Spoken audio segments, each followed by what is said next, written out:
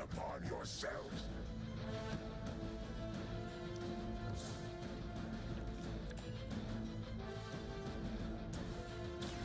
Here you go.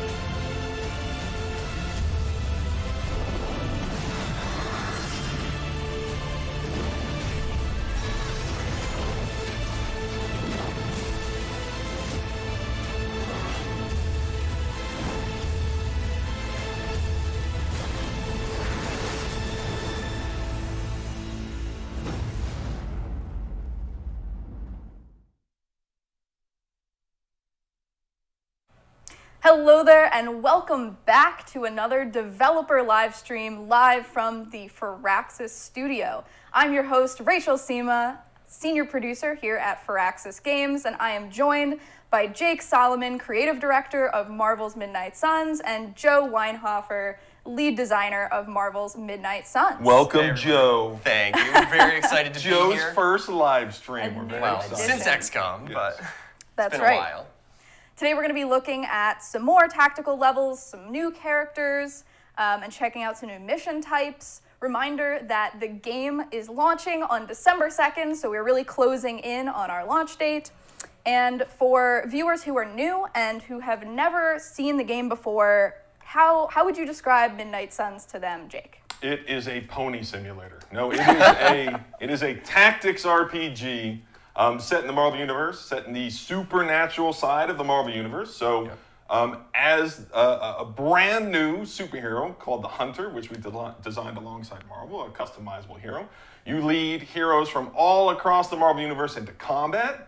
And then, after combat, you go back to your superhero base called the Abbey, and you live alongside them. You develop relationships with them. You get to hang out with them, see them develop relationships with each other. That's the RPG side of things. We're going to talk about that on our next live stream. Today, we're talking about the combat stuff. Right. Going deep into combat, we'll talk about the mid to late game mechanics, progression systems for the heroes, and show you what some of our later game enemies and a mission would feel like when you have your characters really powered up and get into that It's true. deeper gameplay combat progression. This is why we went design heavy for this live stream. Yes. We're going to talk about details, so send your questions in. That's Yeah, right. absolutely. Yeah. We will be taking questions for Q&A at the end of the stream, so make sure to drop those in the stream you're watching. And I think now that we've heard more about the game, we should go ahead and jump right into the first mission. All right, let's do it. All right, so our squad in this mission, we have Peter Parker, Spider-Man, and we have Ghost Rider, Robbie Reyes, and we have Nika Minoru, the amazing, the unpredictable Witch from the Runaways. So we're going to talk about each of these characters, but to start with, I know we're going to kick off with Spidey. Right. And to talk about Spidey's, what he's like in combat, he is great at distributing damage to multiple targets. He's not like dealing massive damage to single targets. He's more about distributing the damage out there. Yep, and he's great at using the environment. So I'm opening it up with his chain strike here, where when it's upgraded, you can actually hit 4 targets with it if each successive target is KO'd. Right, So you're able to take out 3 minions at once and also get some minions, damage on this Hydra Marksman, who I know is going to be a big threat. I also mentioned we're playing this on Heroic 2 difficulty today. Yeah, so we none of bumped that up the story difficulty a lot. difficulty nonsense. Yeah, I was watching Garth play last time, so we're definitely up in the challenge here, so we'll see how I do. So yeah, as you said, Spidey is the absolute best at using the environment. Right. He's got passives that benefit him from using the environment. He's got lots of abilities that benefit him when he uses the environmental. So when you bring him, you always want him kind of using all the environmentals. So I just used Opportunist with Spidey, and that makes his next 2 environment attacks free to use, and it also boosts their damage. So I was able to use that explode that barrel and get a bunch of damage on it there. All right, so let's see what else I want to do here. Just to jump in, Spider-Man is probably my favorite Marvel hero. And You and about I know. 700 million other people. And an important thing to note here is that he will be available on all of our platform releases. Yes, Very true. Yeah. all platforms. Yep, Spidey's going to be there from day one. Very excited to have him in the game. So what you did there is you used an area attack, right? From Right, I using the knocked down environment. the topple. Yep, Right. and the marksman was camouflaged, so it was concealed, but when you have a concealed enemy, you can still hit them with AoE and area attacks. That those forces him to environmentals. reveal himself. So forces him to reveal himself. Now I can try to get some more damage on him, so let's go ahead and do that here with Ghost Rider. All right, so we finally get to use Ghost Rider. To talk about Ghost Rider at a high level, very, very, very powerful. Yes. Deals massive amounts of damage to area damage. He deals single target damage. The thing about Ghost Rider, though, is that he's a little trickier to play because he also deals damage to himself a lot of times. There's a cost to the things he does. So he's kind of like the Dark Hunter branch. There is a cost to playing a lot of Ghost Rider's cards. And so when you do that, you just have to play him the right way. The benefit being, of course, he does massive amounts of damage.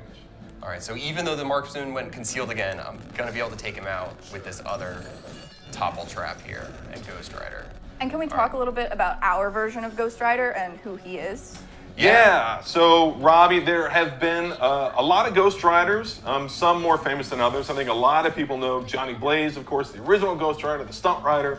I love Johnny Blaze. There's Danny Ketch. So Danny Ketch was the Ghost Rider in the early 90s. Danny Ketch had a lot of the awesome powers. Danny Ketch was Ghost Rider in the original Midnight Suns comic book. And of course, those were two motorcycle riding Ghost Riders. We have Robbie Reyes. So Robbie Reyes is an awesome young guy from East LA. He drives a car, which, you know, which we have the I've ability got that there. use in my hand. I'll see if I can use get the it. heroes and play it. So, and Robbie Reyes has a lot of the same abilities. In our universe, Robbie Reyes has a lot of the same abilities as the other Ghost Riders. He is considered a spirit of vengeance, and he's this really, really awesome character. And he has this real cool duality of personality. Oh, thanks, Nico. He has this real duality of personality. He's this really nice, sunny California guy, and at the same time, he transforms into this demon-fueled spirit of vengeance when he's on the battlefield. All right, so let's cap that off. We've got Hellride right here. Oh, that yeah. I can pull off. One of my absolute favorite abilities. So to talk about how cool Ghost Rider is. You can see the Hellride itself. Such a cool ability. Yeah. Again, tons of damage, but the flip side to that, of course, is Joe. I just discarded my entire hand. Right. You discard your entire hand. And he did it with one card play left. So this is not smart. An elite strategy, I think, that Joe's pulling off here. Yeah, we'll see how it pays out. Let's see how this plays Yeah. out. All right. Yeah. Well, okay. While Joe saves his game here, couple questions that we have. So from Taco Martinez on YouTube, do we have any DLCs planned after release? We do, and we are going to talk about that with a little bit more detail, probably towards the end of the stream, but we do. We have a season of DLC planned, which players can get as a package. They get that if they order the Legendary Edition of the game. It has 4 heroes, and they all have their own story. It has its own unique story. They integrate into your game at any point. Amazing heroes, and we are excited to talk about that probably in just a few minutes. Yeah. All right, so the Shield Guard punched Ghost Rider so hard, knocked him back into a barrel, and I'm in trouble now. Okay, all right. That's fine. Ghost Rider was just the strong damage dealer. All right, well now Nico is going to shine here. Oh, this is cool, actually. So this is great. We're going to show, so let's talk about Nico, right? So no, we didn't plan any of this, you know? No. So Nico, our third character, I love Nico. One of my favorite books ever written was the Runaways book. Runaways is fantastic. And so Nico, she has the Staff of One, and she is a witch with powers in her own right. In our game, what that means is that her abilities are a little more unpredictable. They add a little bit of randomness, but the randomness is all triggered when the ability is drawn into your hand. So we have this effect called roulette, and we can see there, basically it means this card could do this thing, or it could do this thing, or it could do that thing, and you'll know once you actually draw that card into your hand what exactly it's going to do. But it'll do something different next time and something different the time after that. So yeah, she is a really, really fun hero. The other thing about Nico, very powerful support, incredibly powerful. Probably the best heroism moderator or generator in the game, besides maybe Doctor Strange. She's up there with him. Absolutely. All right, so she, depending on the roulette of your cards, she can also deal massive amounts of damage. Right, so this ability that I'm using, Swarm, actually has variable amounts of damage, which I think the one I just did was about 100, but I've got another copy in my hand that only dealt 52. So that was a pretty bad roll. That's a good example. On the roulette. Right, but I should Witchfire. Should I risk it? So Witchfire, so Nico also does What is her have... curse doing right now? Curse is stun, so that would also be pretty good right now. Right. Although, I'm going to leave the Shield Guard. He's going to detonate on his turn and deal damage to this Hydra Elite. So I just want to leave him kind of where he is. All right. But I think I can stun this Elite. You're fine, you're fine. We might be able to recover this. There you go. And you mentioned that we upped the difficulty, Joe. Yes. Can you talk a little bit about difficulty in Midnight Suns, the options, all of that? Sure. I will, while Joe continues to... No, we have 8 different difficulty levels. Increasing the difficulty will bump up both the health and the damage that enemies will deal to you in combat. We also will change the amount of revives that you can use for your heroes. And I think at the very highest difficulty levels, the number of enemies that you'll face in a mission will also change. So highest difficulties when you get up to Ultimate 2, Ultimate 3, I think there are more reinforcements will come in. That's right. So it gets very, very challenging. So this is kind of a mid-tier difficulty that we're playing on right now. Heroic 2. Heroic 2. Heroic 3 is probably my favorite to play on, which I think feels, if I could make a comparison, it feels like Classic or Commander from the X-Men difficulties. It's challenging, but manageable. But you get up to Ultimate, and it's Ultimate. All All right, so we've revived Ghost Rider. Yep, I used one of my revive cards. I think I might only have one. Oh, actually. look at that. That was a great combo. So there's an upgrade you can unlock for your heroes later in the game where at the start, if you knock back an enemy into a hero, both the enemy and the hero will take damage. But now that I'm later in the game, I have an upgrade that lets me, that lets the heroes react with a counterattack of their own when you knock an enemy back into them, which is extremely powerful. And that's actually a Spider-Man research project. That is a Spider-Man research project, yep. So one question about Nico, from King Greek 111 on Twitch. How difficult was it creating Nico, the best character in the game, and her play style, and were there any issues in her development? Well, sure. Because I think that if you really know Nico, you know that her staff of 1, so narratively, in the 616, the comics universe, the staff of 1, the way it works is that she can only cast a single spell one time, right? Yes. And so she can say, if she says, fire or be gone, she can only do that one time. The staff of 1 will not do it again. Or so, it will do something, but will have very unpredictable yes, very unpredictable effects. results. And for that reason, the comic, she knows a bunch of languages because that's a way around it, There are loopholes, of course. But for us, what we decided to do then was say, well, she's a powerful spellcaster in her own right. We're going to take that unpredictability from the staff of 1, and we're going to bring it over into her gameplay. Yep. And again, it was really fun. Once we realized we were going to do that, it was fun because we don't have unpredictability in this game. That's not really anything that's featured anywhere else. And so it's fun for Nico. We can push her above the power curve, but at the same time, we say, well, she's unpredictable, right? So it was a fun design challenge to figure out how we could work in her unpredictability, but still stick to our rule of, when you have cards in your hand and you always understand what their effect is going to be. She's the one character that pushes outside that. This is a great example ability of that. Witchfire will target random enemies on the board. It deals a ton of damage, and if it happens to KO an enemy, she'll recast it again. This is a situation where there's only one enemy left, so it's such an awesome ability. Oh yeah, so we can watch her use this. But if you can kind of manipulate, if you know the state of your board really well, then you can use it to great effect. And I would call out the animators and the job they did on her animations. They are phenomenal. She looks some fantastic. Of my favorite animations in games. So, all right. How'd you do? Not too good 1 star. Oh, no. Probably because the Ghost Rider got KO'd, so I lost some points there, but pretty good overall. Yep. Okay. And we've got our custom comic book cover generated here, the Masters of Light. So. All right. Awesome. So let's head back to the Abbey and we can start setting up for our next mission. So even though the Hunter didn't go on that mission, they're not required on general missions. You can bring whatever 3 heroes you want, but you're still always controlling and playing as the Hunter back in the Abbey. So we've got our hero squad coming back. That's right. And then we'll have the Hunter go to sleep and get ready for the next day. We did get another question from Twitch. This one's from Alpine Kitty. Have you had to tranquilize Deadpool to keep him out of the live stream today? Yes. He has been raising some havoc here. Persistent. Yeah. Persistent. Deadpool is persistent, and I can appreciate that. So yes, we'll have more to say on him in just a little bit. His petitions have not gone unnoticed. All right, so we'll get set up here in a sec for our second mission. Now this one, we're actually going to bump up the difficulty even more to Heroic 3.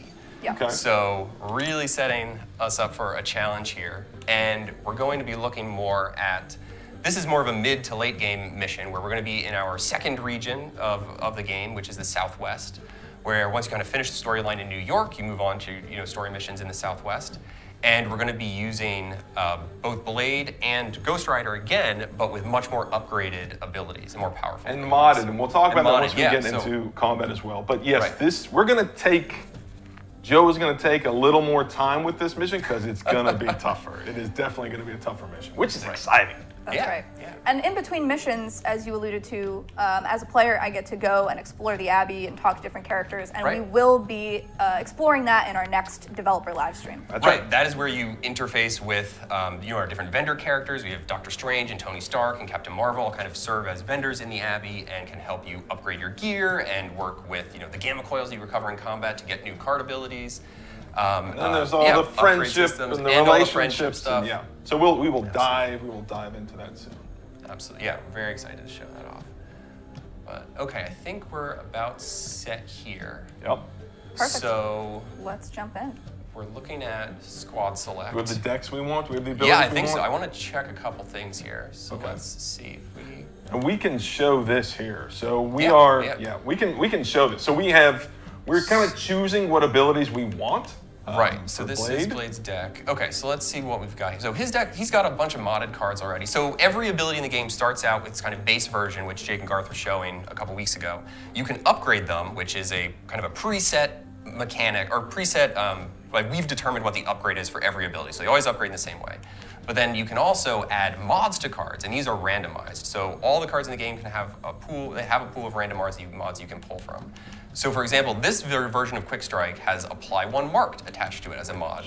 It's interesting. But the one in my deck, let's see, this already has on KO, draw a Blade card. That's really good, especially for a quick ability, which I know I'm gonna be using to KO enemies. But let's see, I think, all right, so Stake is kind of a common ability. Let's swap that out for Savage. We did get a quick question from the stream. How many cards can you have for each character? So every hero goes into combat with 8 cards, right? 8 Yep. abilities. And there's some rules about them, but you can really mix and match from a lot of different abilities for the heroes, especially ones that become modded, depending on what kind of hero, how you want that hero to play. Do they want to deal more damage? Do you want it to be a little more supporty?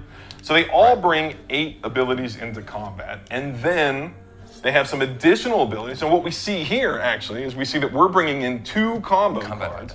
And that's right, because we have combo so much cards. friendship among all of our heroes in the Abbey that they're going to start generating these combo cards, which will show up in missions as well. We've also got and combat a items. set of combat items that we can bring. So I know this is a destroy device mission, so I'm going to bring this anti-material charm, which I can specifically use against devices. So I know that will probably be pretty useful. And the Nanite Edge item gives bleed. We know Blade really likes when enemies are bleeding. It boosts his damage a lot. So I'm going to make that's a sure great one. that's as well. So we're going to bring, all set. and we see here, and we can go because we're going to bring Ghost Rider back with us. And Yep. This is just an upgraded version. We want to show Right, so we can see, he's got a bunch more upgraded abilities. He's got some modded abilities at this point. So this will be a much later game version of Ghost Rider in our progression.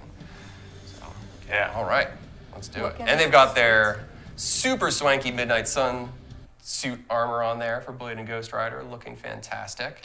Right, and so to unlock that armor and their legendary abilities, which hopefully we'll see in this tactical mission, you have to be at maximum friendship with the hunter, and then you have to complete a challenge mission to unlock that. So there's a lot of cool things that go into that. I want to make sure we talk about the fact that this is the first time we're really showing off a pretty big number of Hydra enemies in our live stream. Well, these are the Lilin enemies, actually. I'm sorry, yes, the Lilin, This mission now looks like it has a full demon lineup. So this is, again, later in the game, the Earth is starting to become overrun by Lilin and these demonic monsters that that the heroes now have to contend with. So we've got a Lilin Guardian back here protecting one of these 2 devices that I need to destroy. Super strong Over dude here, who shield stuff. Yep. Over here we've got a Dark Legion, which Let's just wait until you see. We'll wait until we see what they Legion do, does. but I think our XCOM fans will recognize Yeah. the Dark Legion.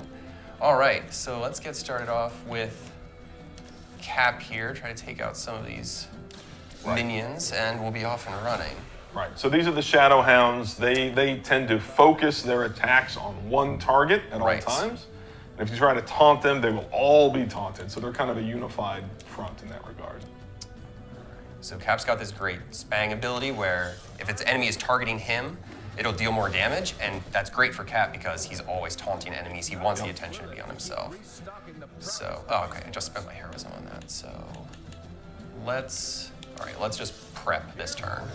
Yeah, so Cap, we've had him before. Cap is a great support hero, right? He's great at defending, but he can also be, this This goes to the abilities you bring into combat. You get to choose what those are. Cap can be a massive offensive juggernaut, Right. or he can be a much more supporting defensive, or anywhere in between those two. So I'm trying to get this other Elite Shadowhound next to the explosive, so then I can set that off and deal a bunch of damage to both of them. Set it off. So last week we played with one of Jake's favorite characters, Magic. Joe, what would you say is your favorite character in our lineup? Ooh, I really like Doctor Strange. I think his abilities get very kind of meta and interesting and weird. And Joe designed them. And I'm biased because I also designed his abilities. To be fair, I designed Magic, so that's Yeah, we're biased, but no, I also really love Cap. Cap has always been one of my favorite heroes, so he's very fun to play with. Okay, I think I'm about out of stuff I can do this turn, so let's. Yeah, I did have a card play. All right, well. Joe, I love Pressure this. here. You I are- know, I'm you just are making it upping even your harder own for myself difficulty. here, You yeah. are upping your own difficulty. I like that. Okay.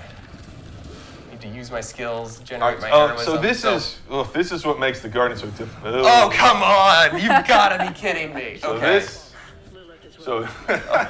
this is good. We can talk. Oh my gosh, we got a lot. Oh my gosh, you are in trouble. Actually, okay. Let me. There's a couple things that happen here that I need to talk about. Yeah. All right. Let's take a moment here. A couple things happened on the AI turn that made this turn into a very, very, very difficult mission. So, Wow. first of all, oh my gosh. So first of all, we see Sabertooth has entered the mission. Right. So this can happen. Any of the fallen enemies, any of the villains in the game, can enter these general missions as a reinforcement. They can surprise you. It doesn't happen that often, but it does happen They can sometimes. show up randomly. And then they're an incredibly difficult enemy when they show up, and now you've got to face off against the Fallen. And Sabertooth, you're going to see why he's so difficult.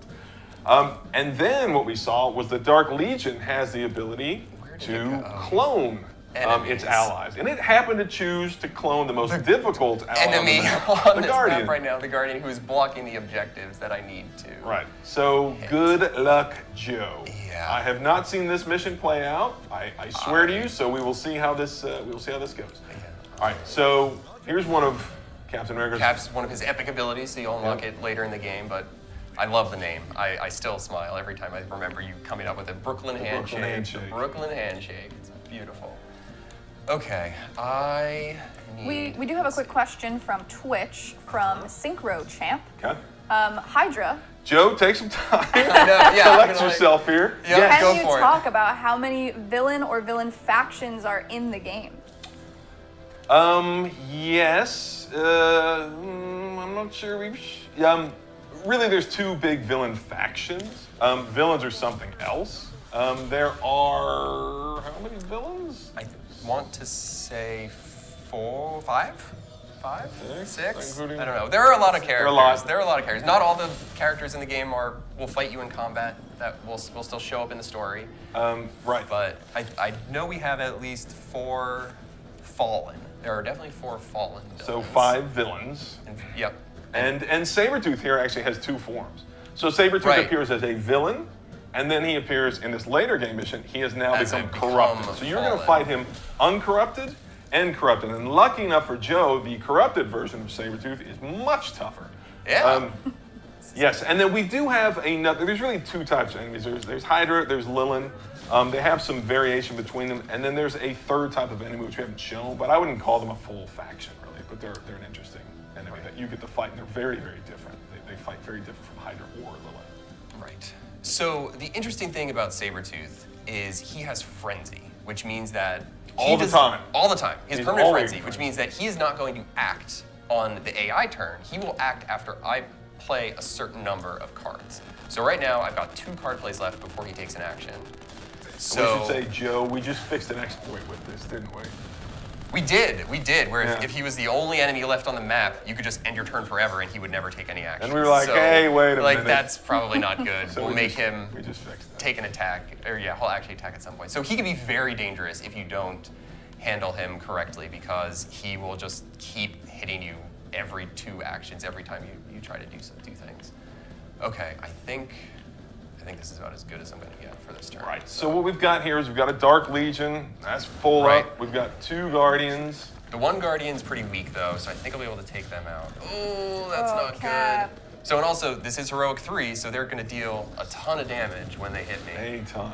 Oh, And Wounded yeah. is Look at- such a bad status effect. So Wounded, what that means is that when a hero is wounded, or an enemy is wounded, oh boy. no.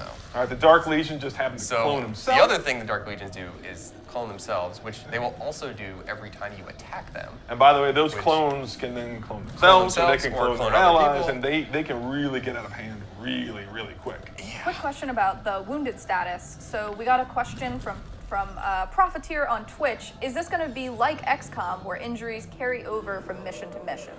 No. Status Effects do not.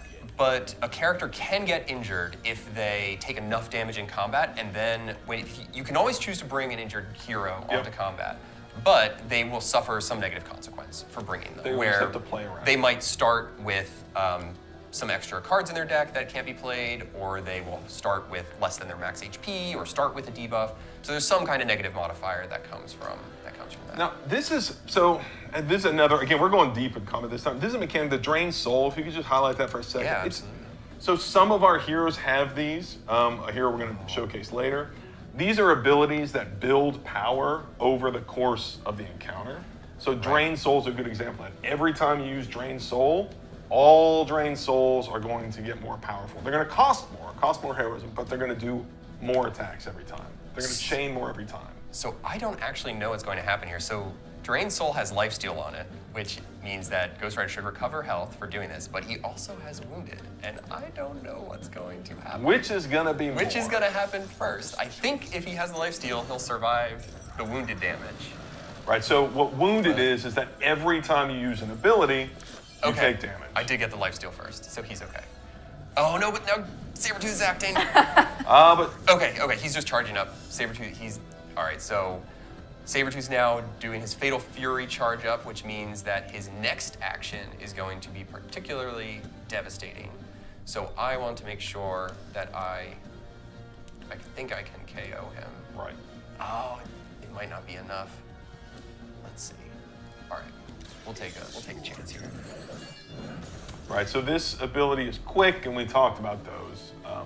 This Ghost Rider ability is quick, so if you were to KO, Right. Oh, because Wounded. Lash deals damage to Ghost Rider, and right, he was wounded. And he was wounded, right? So, and that's Okay, Ghost Rider, right? He is the highs and lows of. All right. Well, here we go. Let's get Blade in here. Okay, so if we shove. Blade's gonna be able to take out Sabertooth, so we'll stop his Fatal Fury attack. So Sabertooth should now be taken care of. Nice. Interesting thing about the Guardians, of course, whenever they take damage, they're immediately taunted, right? All right, so Sabertooth ran away. So we've at least gotten him taken care of. Now I just need to somehow survive with Blade and Cap here. I can probably revive Ghost Rider. Let's see. A couple of questions. Now, Joe, Yeah. we were looking at the end of the mission menu on your last mission, and you only got 1 star. You know, not to Right. remind everyone, but Thanks, Rachel. Yeah, no problem. How are mission stars calculated? They are calculated based on how many turns it takes you to beat the mission, how many, if any of your heroes are KO'd, if you do things like, if you fight a villain, you'll get extra ratings. Generally, it's mostly based on how long it takes you to finish the encounter. Yep, it's exactly what Joe said. If you face a villain or if you get KO'd, those are positive or negative. And it's just basically a mission par for turns. And then, of course, those star ratings translate to the gloss you receive, which is our cosmetic resource. Oh, okay. Question from David Riley on YouTube. Do all characters gain XP after a mission, or just the ones that you bring? Just the characters that you bring on the mission, and they gain XP from playing their abilities. But we do have a system where if you're, all the heroes will slowly level up to stay close to the Hunter's level. So we know the Hunter's the character most players you'll be using the most because they're required on all the story missions. So there's not a huge danger of any hero getting so far left behind that they become, inviable in combat. Yeah. But our missions also will adjust based on the squad that you bring. So the level should always be comparable to the heroes that you're taking on the mission. All right, so you got some more Shadowhounds here. I think one of the Dark Legion split again. So Corruption is a damage over time status effect that looks like it works similar to Bleeding, but it looks like it is just being kind of spreading around the battlefield here. I do not have a lot of good options. So let's redraw some cards. So, and this actually goes to character makeup, right? Like Cap True. is down, right? Who is a more supporty character, right? And so what we've got is Ghost Rider, and then Blade, and Blade's loaded out with some heroic cards. And so we've gotten to a situation where we've got a lot of heroic cards in our hand.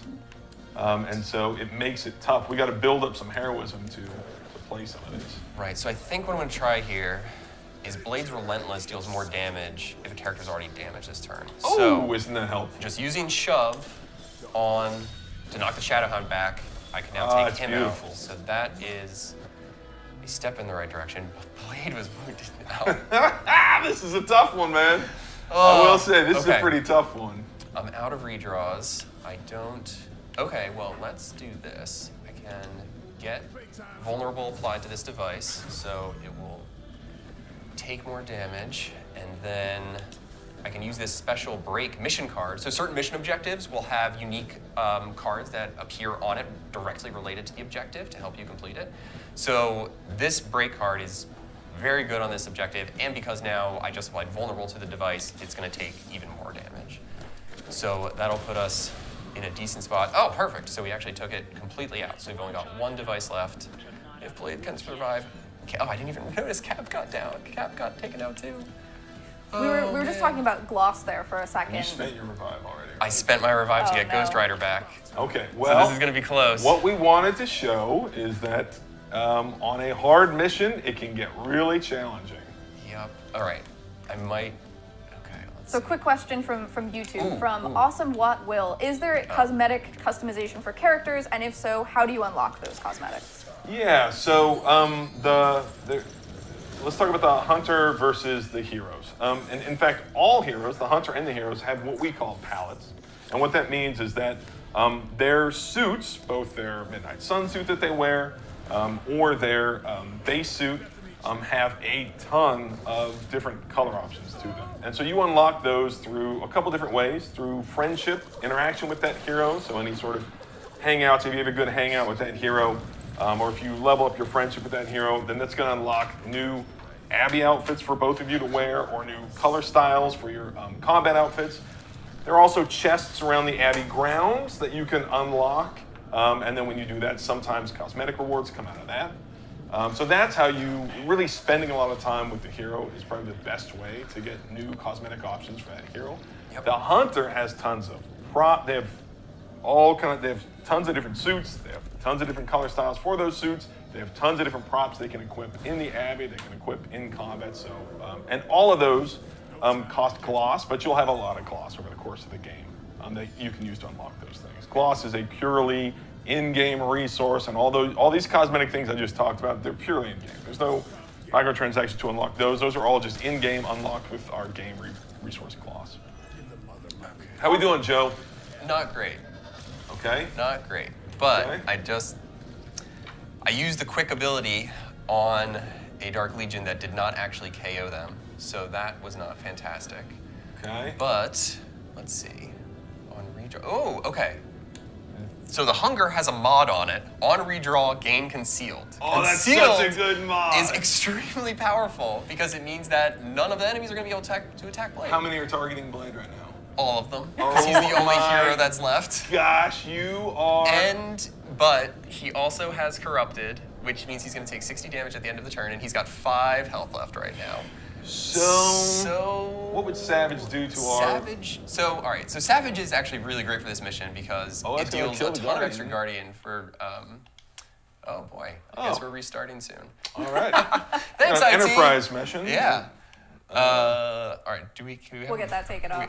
Okay. Yeah. We've got a mouse somewhere. All right, in the meantime, let's take some quick questions. Yeah, I can still kind of play. Sorry around about that, this. everyone. All right, There we so Grug16 on Twitch is asking, is Midnight Suns played on a grid? No. It is not. And we're It back is in. Not. Perfect. No, Midnight Suns is not played on a grid. It's free movement, so you move your characters anywhere where they wouldn't obstruct any other characters. That's important because instead of it being grid-based, it's more linear. So think about more like a game of pool where you're lining up shots, and everything is a very linear, directed positioning. Positioning is incredibly important for abilities with knockback or for environmental attacks. but it's more of a linear directional positioning and not anything that's tile or grid based. Yeah, I don't think this is gonna happen. Yeah, how you doing, Joe? Not good. So I used the Time hunger. to bring the old console command. Yeah, exactly. So this Dark Legion does have bleeding. So Okay. playing the hunger gives Blade some health back because Okay. its upgrade Do you have gives a it shove? lifesteal. I do have a shove still. Okay, so that is something. Can take both of There those you guys go. out. And okay, well, yeah, but How we doing? How we doing? What do we got? I don't have any redraws. I have no items to give me redraws. And what do we have? What are we facing? Just one Dark Legion? It's no. There's a bunch of them left. Never mind. So I Okay. think this is it. Well, let's That's pretty great. see how it goes. All right. Well, Blade so on that Blade note, took bleeding. what happens when you lose a mission? Well, Let's you see. can either try to restart it, Yep. or you can Reload and go back. We always do. Take We different always have heroes. autosaves. There's always an autosave in the Abbey before you start a mission, Right. so you can go back and pick a different one or bring different heroes. Change It your auto item saves in loadout. tactical, right? You could go back to previous I could, turns and, right. and play, or you could Yep. say, you know what? I'm going to bring different heroes on this mission, Now, or I'm going especially- to change my cards on this. Right, especially now if I know Sabertooth is going to show up in this mission, I could prep for him a little bit more. I could take a different approach to, maybe I need to bring a hero that doesn't have as much high heroism cards, bring faster heroes, especially when dealing with Sometimes minions, I but... go back to the mirror table and I say, I'm not going to take that mission. Right, I maybe say, it's just how do badly do I something really different need the entirely. reward for this mission? Maybe But- I'll take the other general Yeah, mission. That's I out think there. the Dark Legion is really tough. They can be They- very, very fun to fight, but the Dark Legion deciding to clone this Guardian at the beginning, That's was probably what ended brutal. it. That's probably what That ended it. was Sabertooth really showing up, brutal. which you have to And focus on. Sabertooth, yeah. Then the Dark Legion cloning the Guardian that's like that's a tough one. Yeah. That's real tough. And I only had one revive because of Heroic 3. So if we were been playing on normal difficulty, story difficulty, then you get 2 revives. So I Right. could have brought Cap or Ghost Rider back a second time. So difficulty definitely has an impact on this, Definitely even with factors in. the high abilities. Let's see if we can do something fun really quick here. I can try to. Okay. All those guys are already targeting Cap. So let's find. Okay, the Dark Legion. Nope. Okay. I guess I can't. They're already targeting Cap. That's why I can't use it. But let's see if I can get one of the Midnight Sun cards in my hand really quick, and we can show That's that true. off because that would be really fun to see. Yeah, that's all true. we've We got didn't here. get to use. We didn't get to so see any of the really. we have big, it. I was spending too much focus just trying to survive here. We have Glaive for Blade, which is amazing. We have Penance Penance Stare Stare for Ghost Ghost Rider. Rider. Those abilities can even be upgraded. It takes a lot to do it, but when you do, Daywalker's an amazing Daywalker's epic pretty ability. good. Let's see. Have we shown a combo? I think we showed a combo. We showed a combo. I think you guys did a combo last week, but we could definitely do that. That's what. All right. Yeah, that's what I've got right now. So let's just set this up quick. There's Brooklyn Handshake again. Cap saying hello. And now that would actually give us enough heroism. And now we've got enough heroism to use the combos. This is a Blade and Cap combo. If the target has bleed, it will do more damage. That's okay. But let's We've focus got on. Nanite Edge. Oh, it's only one card play. Okay. And these combos are see. really awesome. I think our team has done an incredible Incredible. job from the Yes. audio, from the Really animation, fantastic. the VFX. They all So look incredible. this Dark Legion was a huge pain last time, so let's focus on him to start. Actually, this would be good because then let's see what happens on the AI turn because you're gonna. Yeah, see if something different You're gonna happens. have Because two all of 2 them, Dark right? Legions, to start, right? Maybe it That's why I works. avoided hitting it the first time because I didn't want it to split Those until Dark I was ready. Legions But are so scary. They are so are. creepy. yeah, our animation team did such a good job with them. Yeah. Okay, so I think I do still have a shove left. So let's That's at worth doing. least try to take out the shadows. Oh, all right, Cap took a little bit of damage there. That's okay.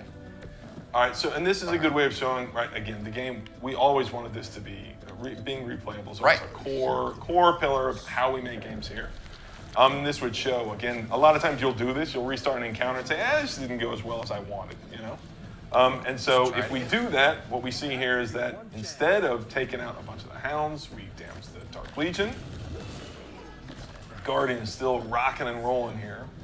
All right, so we've got There's Sabertooth again. showing up again. We do have a quick question from Yes. DJ Kolpkin on YouTube. Is it possible to get max friendship level with every character? Technically, It is. see. It is. It's Oh, even all worse. right. Still, yeah. So now we had to the Dark Legion split and clone the Guardian. So Yeah. all right. It is possible. It is just. It'll take a lot of time. It would take a lot of time. A lot of time to do that. You really have to invest in the characters you really of your choice. But sure, you could do that. You could do everything in this game. You can play it. After the game ends, you can continue to play. And so yeah, you can do that. I would just say my experience is that I max out friendship with by the end of the game. If I'm playing even at a pretty brisk pace, I'm saying maybe 4. So to do all of them would be it'd be an investment for sure. Yeah. And we have a question from our friend Christopher Odd from Twitch. Hey, Chris. This is a question specifically for Joe. Okay. Of all of the heroes that you've designed, who's presented the most challenges and why? I think Spider-Man was actually really tough because he's so iconic and has so many fans. Trying to figure out a way to make him feel fast and agile and dynamic. I think when we settled on the idea of letting him be a character that uses the environment really well and has a lot of accessibility there, that really helped get him to a better place because you can give him a lot of moves. Like you can basically just do a lot with Spider-Man every turn. So even though he doesn't have the highest single target damage, he can really distribute a lot, and he's just whipping environment objects around all the time.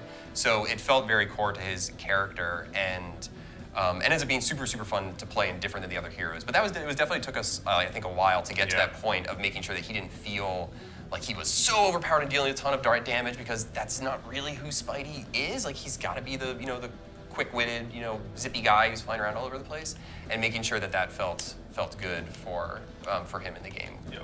Took a bit. We have another question from the Order of Dylan on Twitch. What would you say to anyone who's on the fence about the game because they've never played a tactical or XCOM style game before? Don't play it on Heroic 3. Yeah, that's a good advice. Start at normal. Yeah, no, we've tried to make the game very accessible for anyone who, for players both who have experience with tactic games and players who don't. I think the game's very easy to pick up and play. We have, on our default difficulties, you should be able to kind of say, hey, this ability looks cool, I can do this turn, I'm gonna pick this guy, and just kind of send the character off and running.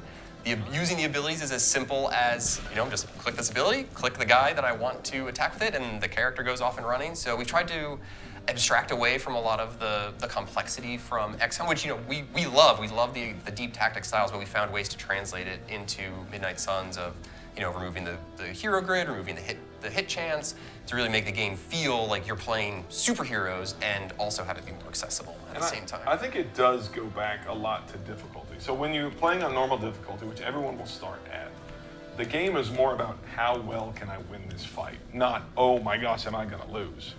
As you get to the higher difficulty levels, if you want to, if you bump up to the higher difficulty levels, it does become a game a little more like XCOM, where it's like, oh, I really have to think this through. I may actually lose this mission. But at normal difficulty, really the feeling we wanted people to have is, how well can I play this game? How quickly can I beat this mission? What is the best use of all these abilities? So, yeah, it's definitely, I think, our most accessible game by far, but at the same time, not leaving behind the depth that you can get with the characters. Yes. Yeah. So I just want to call it again, the Dark Legion. Whoever designed them is really a monster, because they are just terrible enemies. Well, especially with Guardians on that board. Well, that is tough. so they also have an ability that gives them lifesteal. That has lifesteal. So they will split themselves, and every time you attack them, they split themselves, and then they can heal themselves, so they have even more health and can just keep splitting again. There's a story mission late in the game where you're fighting almost entirely Dark Legions, and it's a blast. It's so much fun. It is a ridiculous mission, because it just gets so messy so quickly, because there's just a flood of Dark Legions everywhere. But all right, well, I'm in a pretty bad shape here again, with Cap and Blade both down. While you figure out how to save this mission, Joe, we've got another question from YouTube.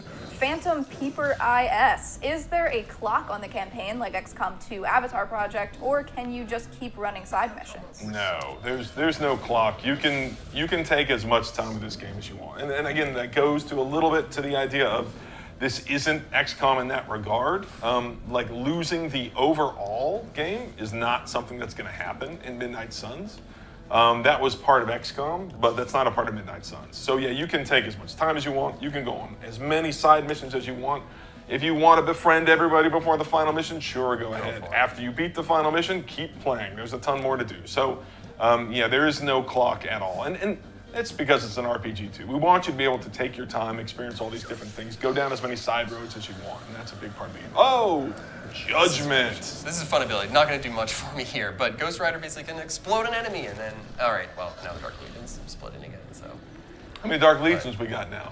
What's the count on Dark Legions? Yeah, we need the little running tracker. That's right, in the yeah. upper Next corner here. stream. Hey, Dark well, he Legion. leveled up now. All right, let's see. So we've got at least 1, 2, 3, I think. Yeah, looks like 3, but Sabertooth's still around. I haven't even touched the devices.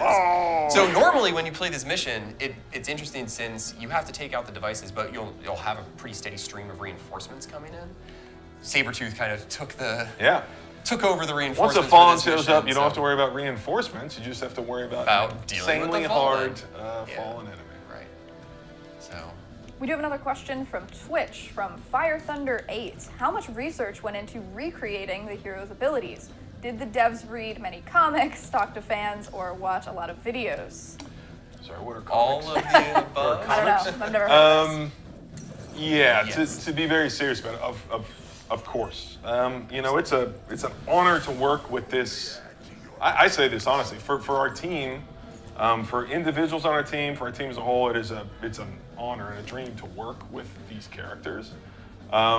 So yes, a ton of research, and again, even some of the characters we picked, it was because they're beloved by us.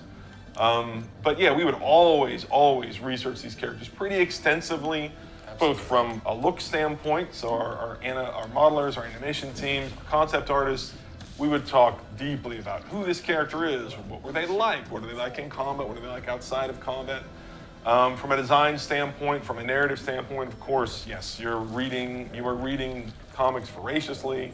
I've been reading comics for almost 4 decades now, Marvel comics, and so yeah, we're pretty deep when it comes to that. Yeah. This is a tough mission, so. Oh, man. That's great. I don't know if I want to attempt that again. Yeah, but, yeah, we'll take some questions, I think. Yeah, but no, just to echo what Yeah. Jake was saying, I think we absolutely wanted to do a lot of research on all the characters to make sure that when we're designing their gameplay abilities and their tactics, that still resonates with who they are as a character. And that was really important to us to make sure that when you're playing with Captain America's abilities in combat, it feels like something that Captain America would do. And each of the heroes, we approached their tactical design in such a way to really try to make that connection with our personality. Similar to what we were talking about before with Nico, where it's like, she's got all this randomness with the staff of 1, how can we make that work And is a cool tactical It's interesting. mechanic. It's somewhat helpful, right? And it's somewhat difficult by saying, oh, this character has a personality and the abilities need to fit this. Well, that's kind of nice because you can say, all right, well, that gives me a starting point, right? But at the same time, when we have so many characters, we need them to all be at their own place in this matrix of design where it's like, well, this one feels different. This one fills this role. This one fills this role. We need enough support. We need enough damage. Right. So it was this constant game of pushing the heroes around, making sure they're true to who they are, really true to who they are. And of course, Marvel Games was an enormous help when it comes to that. But making sure they're true to who they are, but at the same time, making sure that our roster is filled out with the right kinds of characters. Yep. And on the research note, we've also had a really great partnership with Marvel themselves, too, Yep. right? Absolutely. I know Yeah. for my team, it's been great to be able to talk with them. Yeah, and it's talking with them. They've got a great team where you can even say like, hey, I need ref on this, or hey, I need ref on this very specific thing, and He's like, has this ever happened in comics ever in Marvel history? Right. And they're like, oh yes, that happened in issue number 375 of this character. And Great. and that's great. And I mean, even down to like, you know, some of these heroes rooms will show these, but like in the Abbey, you know, they have like photos in the rooms customized, and so Marvel helped us get like art for the photos in each of the characters' rooms. So yeah, obviously being partnered with Marvel is so helpful. So I think we'll take our Q&A while we give this one more shot. We'll do a speed run Yeah, through we it. can. I'm just. Yeah. I don't think I'm gonna be able You to can beat play in the this, background, but Joe, Sure, but yeah, we'll do I'll keep talking. We'll do some Q&A for sure. Absolutely. So we got another question from Christopher Odd on Twitch. How do the challenges in the top left of the screen work?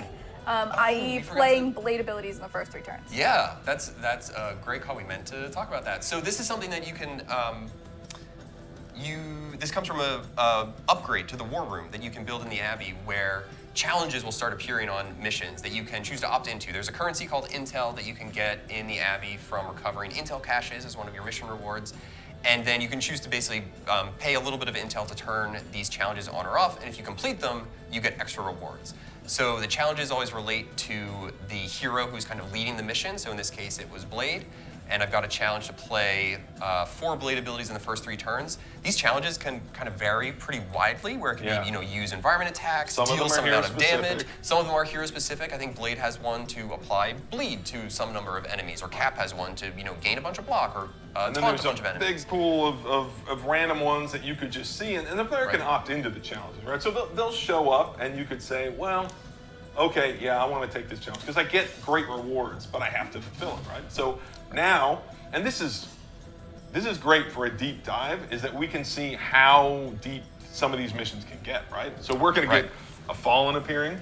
You have a mission objective. You have a hero challenge on top of that, and you get pulled in these directions. And again, you don't have to complete the hero challenge. You do have to beat the Fallen. Clearly wasn't thinking about it the first 2 times I tried to play this. And so that it's kind of a fun thing. We also have lots of different things. You could all of a sudden, you have the chance to interrogate a Hydra enemy who you've knocked down. All these little things start filling the battlefield, and you've really got to think, all right, how do I spend my time here? Can I do all these things? Sometimes you can't do all the things at once. So we've got another question from Donkey World on Twitch. Donkey World! That's right. Instead of using a move to shove, can you use it to move out of the attack range of an enemy? Absolutely. So I'm using shove a lot because I love shove. I think it's a great upgrade. But yes, move can absolutely just be used to move. Once you move a character, you can continue repositioning them wherever you want. So you can use them to get out of ranges of AoE areas of enemies if you see they have the like an explosion radius on the ground. Or you can use it to set up for perfect knockback angles. So let's see, I can do that here. And so shove is like an upgrade to move, which again, it's a research, and in fact, it's a Blade research. It's actually Blade's research, is being able to convert moves into shoves. There's another one where you can actually convert moves into cures. So you can cure your allies by spending a move. And so, again, it's just one of the deeper things in combat that come out of hero research and upgrades. So here, I just use my move with Ghost Rider, so now he's got momentum, so I can keep repositioning him to wherever I want, because I wanted to use Retribution to knock back Sabertooth into this Shadow Hound. Oh, nice. So now that I'm in range to do that, I have set up that that angle, and we're good to go. I'm going to keep the questions coming. So another question from Donkey World on Twitch for you, Joe. Okay. Assuming that you could hold out long enough, do reinforcements ever stop coming on this difficulty level? It depends on the mission objective type more than on the difficulty. So certain missions, I think on most Destroy Device missions, they do peter out after 5 or 6 turns.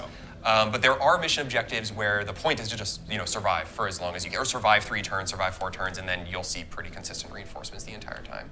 There are probably objectives we have where Protect Device might be one. I don't know. There are probably a couple where it's like you will just get reinforcements until you succeed. Most missions, you'll find that the reinforcements cut off at a certain turn. And typically it's like 2 or 3 turns, because these missions don't typically last.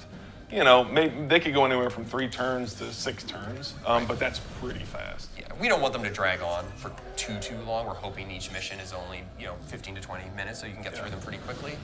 So, cutting the reinforcements after a certain point on some missions helps you kind of just wrap it up when hopefully you're already feeling good about the state of the mission. Okay. Speaking of feeling good about the state of the mission, how are we feeling, Joe? Better, I think. That's better. good. We'll see. I think I got one of the devices down already. Oh, nice. All right. Although I haven't paid much attention to the Dark Legion or Sabertooth, so. How many gardens you got? Just one? No, there's another one over here. Okay. We have another question here from Twitch. How do synergies work between 3 characters on the board?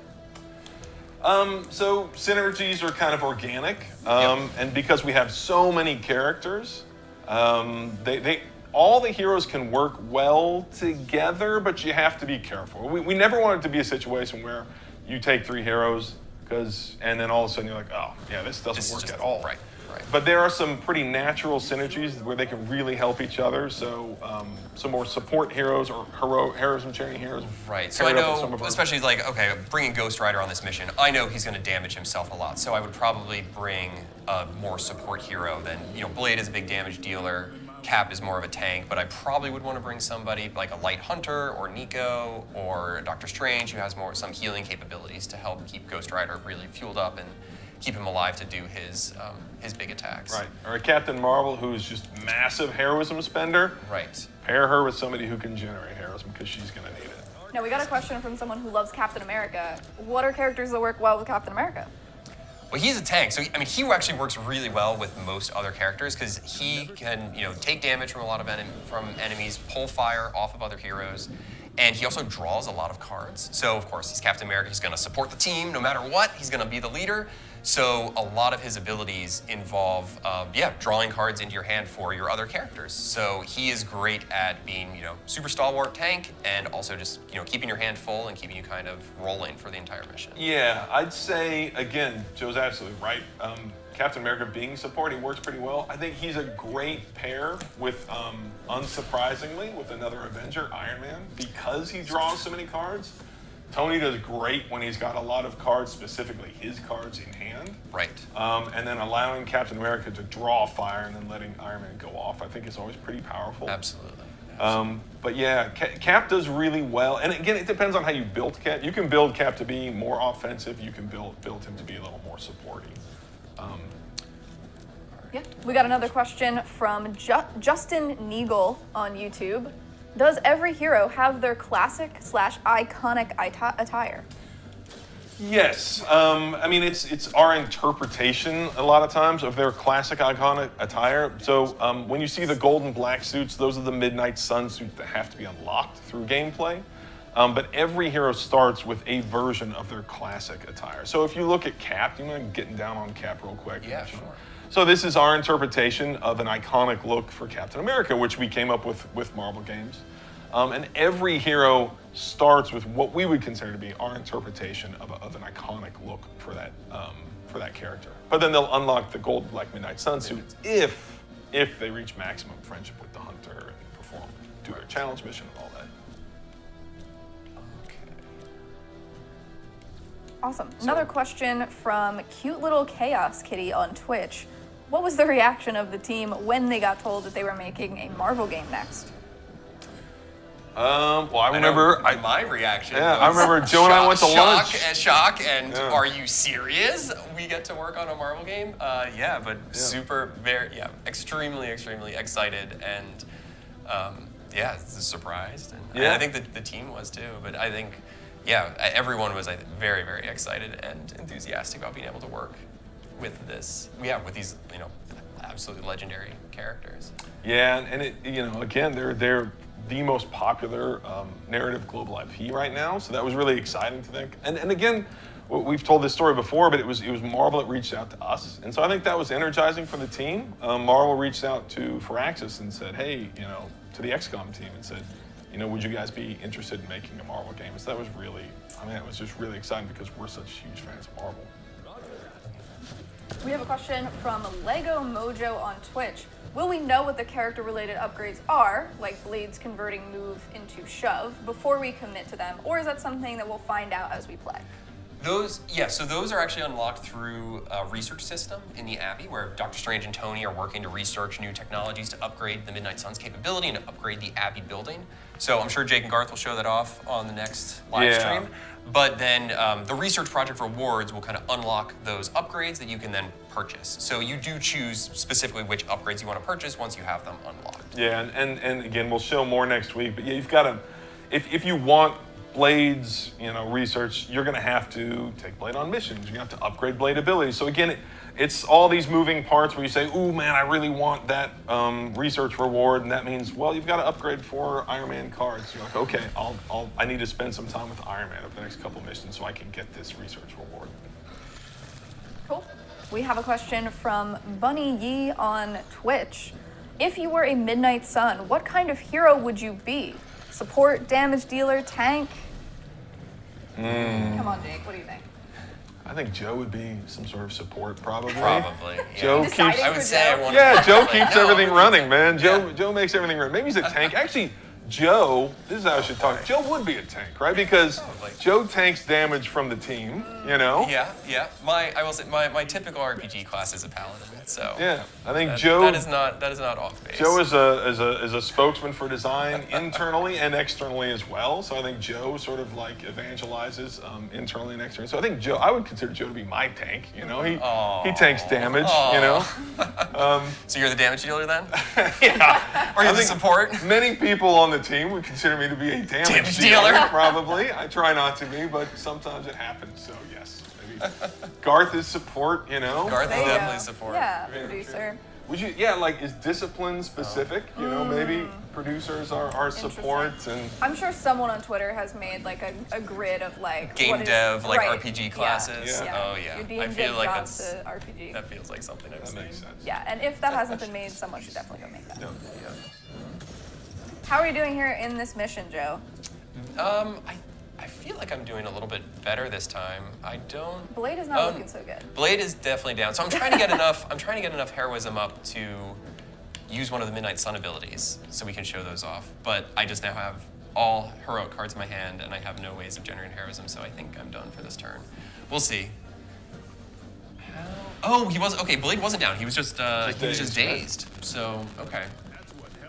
Can you talk a little bit more about how the Fallen show up in missions? Sure. So all of the villain enemies that we have in the story and the Fallen are part of that are kind of introduced and really have their big narrative moments in the story missions, and like they will show up through the story and play a big part in the narrative that we're telling, and we'll have their big set piece missions with them. So then outside of those missions, when you're on your kind of general encounters, the villains that you're currently facing in the story will sometimes show up, just to say hi and try to ruin your day.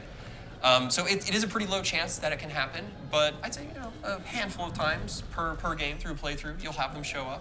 Bro, they just double cloned the Guardian on you. Okay. There are 3 Guardians out there right now. God, I've got, all right. I'd say, in my experience, it's probably like 5 times over the course of, I don't know, maybe once every 10 missions will they randomly show up, but you're going to fight them a lot in the story. You'll fight them in the story, so you'll definitely see them all pretty frequently. All right, I'm going to take a risk here, and I want something that generates heroism, because what would be perfect right now is being able to play Glaive. Immolade's very good too. Immolade's very fun, because it gets to, all right, so. We did get a question about whether heroes could get pushed off of the map. No, heroes can't get pushed off of the map, and neither can Fallen. Your villains, they're a class. They're in a class with your heroes where they can't be thrown into drops. Right, so you can't get free. You can't get free KOs on the villains or on yourself. Right. So yeah, the heroes are. So there we go. So since Ghost Rider has Immolate, every enemy that he KOs will explode for a turn or 2. Right. So I use Ghost Rider to KO the Guardian there, and he exploded and dealt damage to the Shadowhound. Okay, I've got enough heroism, so we can do Penance Dare. Oh. Shall we do Penance Dare on Sabertooth? So what we would want, of course, is for Ghost Rider. And so this is kind of cool about Ghost Rider. It really, even though he loses health, the more health he has, a lot of his abilities do more damage. So Judgment works that way, where it deals damage in an AoE, consuming Ghost Rider's health to kind of set turn an enemy to a bomb. Penance Dare is Ghost Rider's marquee ability. Any way to heal him? We do not. We don't have a Drained Soul. Well, we do have a Drained Soul, right? You got a Drained Soul, right? I only have 1 card play. Oh! And it's going to cost heroism. This is the challenge. This is the challenge. So, all right, Sabertooth is going to react to this badly, but I want to see this. Yeah. Penance Dare is just super awesome. Oh, these Here we abilities go. are so cool. We will judge his sins. So, in the comics, the way the Penance Dare works is that Ghost Rider forces you to relive the pain that you have caused others immediately. He summons all the pain that you've caused on others. He forces you to relive that immediately. Now, Sabertooth is a murderous psychopath, so he should just be immediately annihilated. But then, of course, the comics has all these workarounds where sometimes they're like, I don't care. Like Sabertooth may just like all the pain, maybe that makes him happy when he gets to relive it. So, but yes, Penance Dare is an awesome ability. Oh, the corruption. Yeah, all right, so now I've got corruption spreading again. I think everyone's at pretty low health here. All right, yep, there goes Blade. We do have a question from Kaiser Carnage on Twitch. What Fallen version of a villain was your favorite to design? I love the Fallen Venom. Fallen Venom is extremely cool. Fallen Venom is cool. Super creepy. Yeah. Yeah, I mean, you know, we've shown, you know, there's a couple of Fallen, right? We've shown all the Fallen, so I will say it's really something to fight a Fallen Hulk, Fallen Scarlet Witch. He is. Those are two of the most powerful characters in the Marvel Universe, and then we're like, well, how do we make them Up their power level even more, make them even scarier.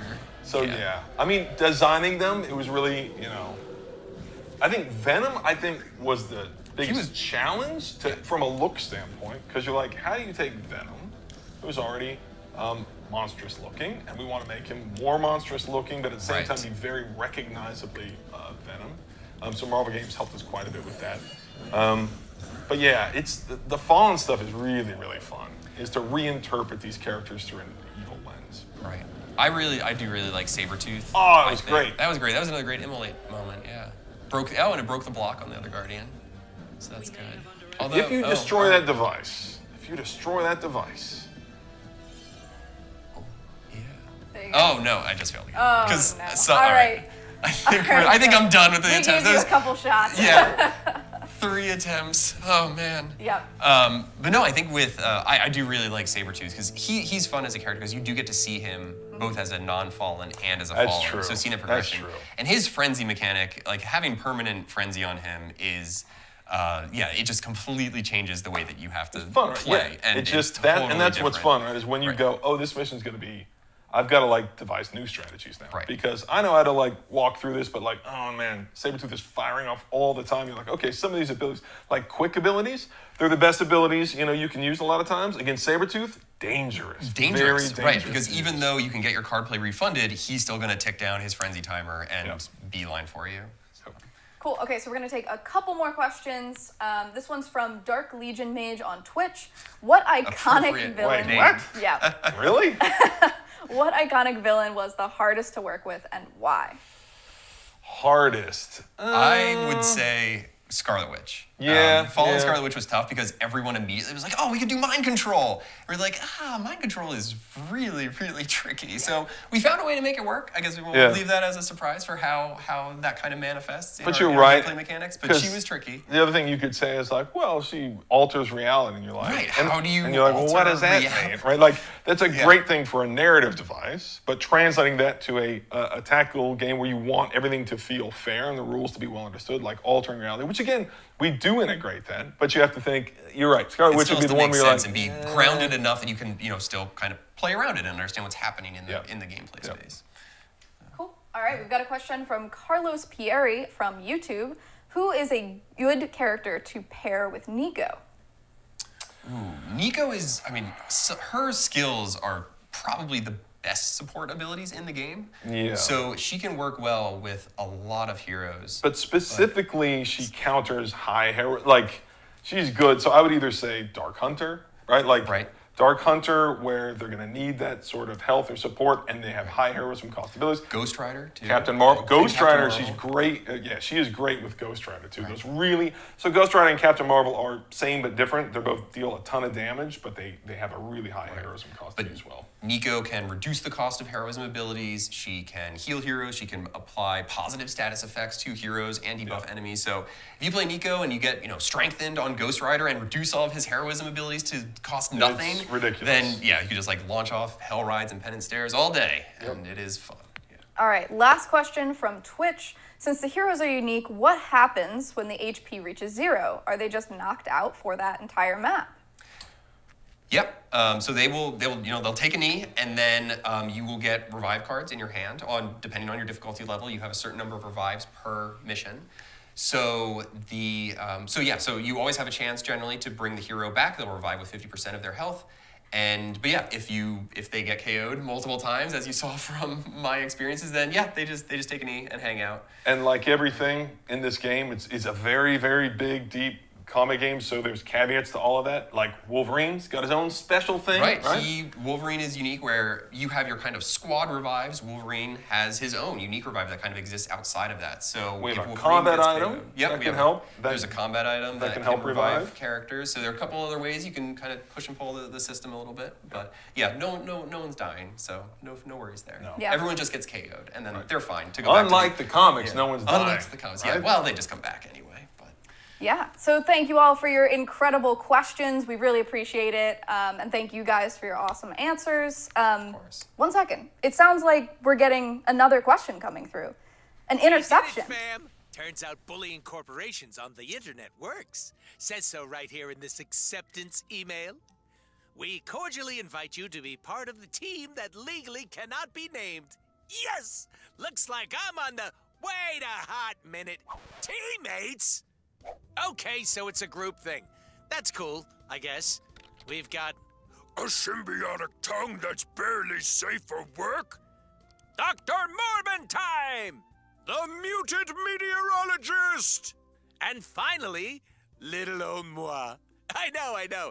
You haven't seen me in a video game in years. Just keep it in your pants until you hear the safe word.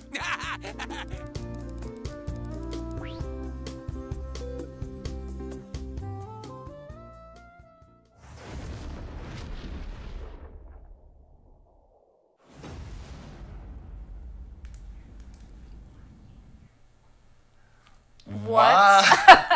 There we go.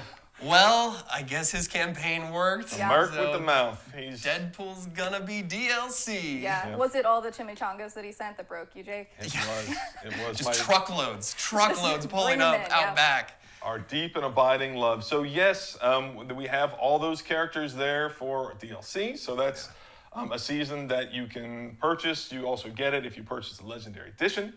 The heroes that are in the DLC, of course, Deadpool, and we also have Dr. Michael Morbius, the living vampire, Coming to the one of the original Midnight Suns, coming to the roster. the lethal protector. Venom. So Venom is very interesting because you get to see his redemption arc. You know, obviously he's a villain in the base game, and then you get to recruit him and kind of feel how, learn how he feels about that, which is great. And of course, one of my personal favorites and my favorite leader of the X-Men, which is Storm. And all these characters, there's a brand new story. They all have a bunch of story missions. They all have everything that the base game heroes have, plus this new story. So And they'll fit right into your roster. At whatever point in the game you're at, you'll be able to pick up the DLC heroes and inject them into your current playthrough and campaign, which is fantastic. and the base game, we want to remind you, the base game comes out on December 2nd That's for like Xbox Series X soon. and S, It's PlayStation getting closer. 5, PC. That's right. So yeah, oh my gosh, it is getting closer. It's like almost less than a month away. Okay. Cannot wait. It's going to be, so excited. DLCs we can expect in early 2023 as well. Awesome. So look forward to more developer live streams. We're going to continue to be doing these up until and after launch. The next one will be focused on the Abbey and all those really cool friendship systems that we've been alluding to over the last couple of live streams. Reminder, as Jake said, the game does launch on December 2nd. Pre-orders are open, especially for that Legendary Edition that will get you all of those awesome DLC characters and Deadpool. Yeah. Make sure you get that, otherwise Deadpool will start a petition to That's get right. you to purchase him in your game, And and you he's- don't want that. It's been a rough week. Yeah, he's already created too much havoc. So thank you everyone so much for watching, and we will see you at the next developer live stream. Thanks, everybody.